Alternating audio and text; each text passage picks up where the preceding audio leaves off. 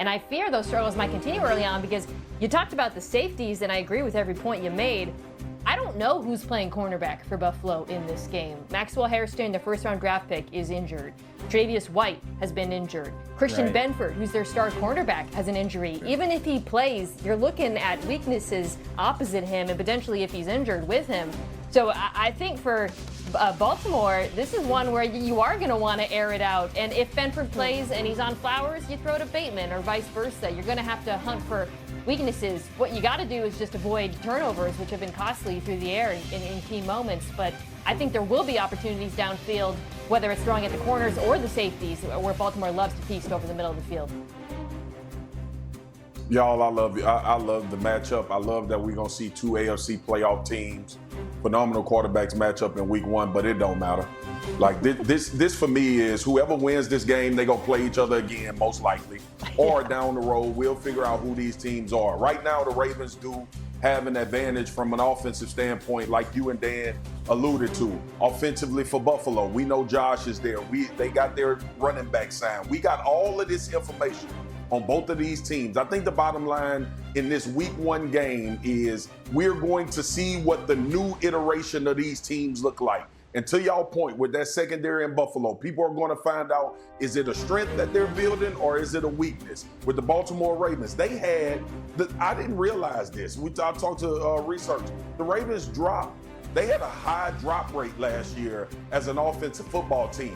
They were explosive in the run game, explosive in the pass game. Obviously, Lamar had a lot to do with that. But this team has to clean up things that bite them in games, not only in playoff games, but in games in the regular season.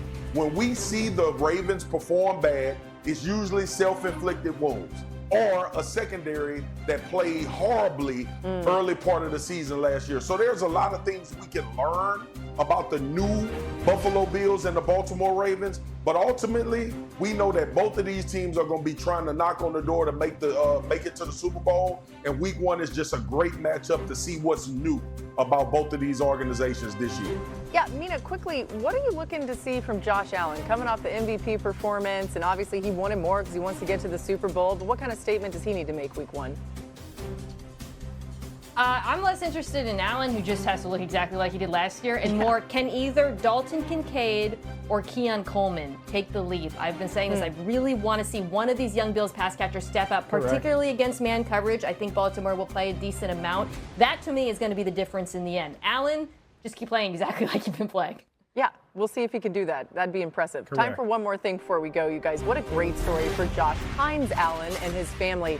His son Wesley rang the bell this week as he conquered leukemia. The family's battle leading the Jags linebacker to announce a new initiative, Sackathon for Pediatric Cancer. Amazing. He's going to donate $410 for every sack the team makes this season. The donations will be spread across 4 cancer charities.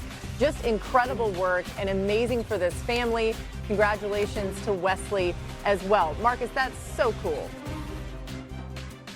It's phenomenal to see. Look, you never want to get this information about your children, but you know, the doctors and the people that put the time in to bring these kids back and make sure that they're healthy and they can ring that bell, we got to give them some credit and shine too. And shout out to Josh and his wife. I know it was a difficult time, but they got through it and their son is healthy and he's ready to rock on the field.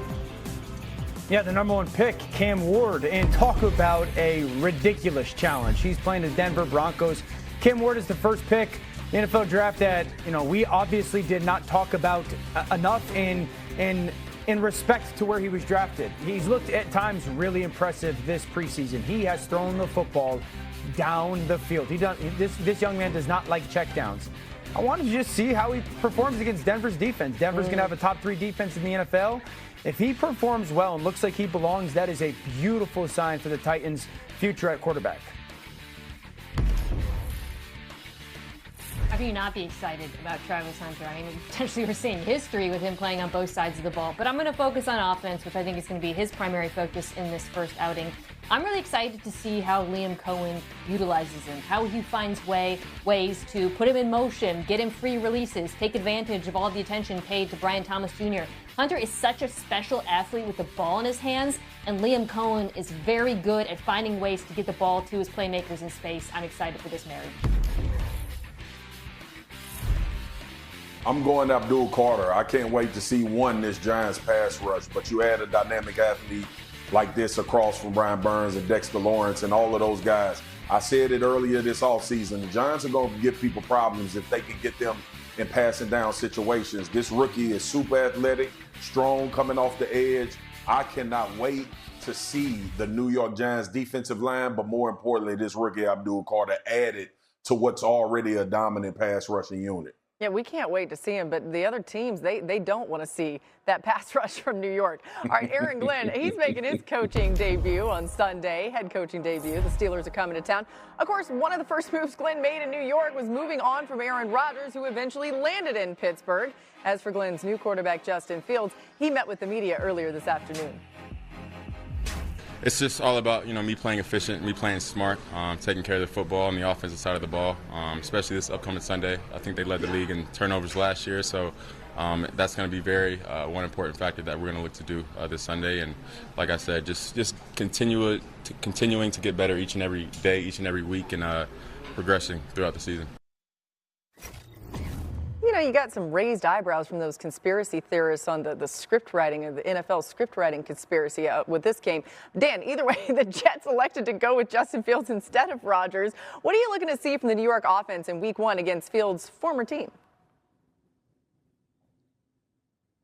45 runs at least. I think the Jets should try to run the football for at least 45 rush attempts against the Pittsburgh Steelers. So I look at it this way. Ben Johnson in Detroit, they ran the ball about 30 times a game. Okay, so Tanner Engstrand, who was in Detroit with Ben Johnson, now the offensive coordinator with the Jets. So 30 rushes is what he's used to. Justin Fields has run the football in his starts in the NFL at about 9 times a game. That's 40 right there. If I'm the Jets, I'm going to make this an ugly football game. I'm going to make it a violent, physical football game, specifically if Cam Ward doesn't play. And I want to get it to the fourth quarter and make it and use motion in my run game as much as possible. That is what Pittsburgh has struggled with defensively, stopping the run. Honestly, my number was 50 at first, and then I dropped it down. I will run the football 45 or more times. Dan, I am dying because we did not talk before this. I wrote down 10 carries for Justin Fields and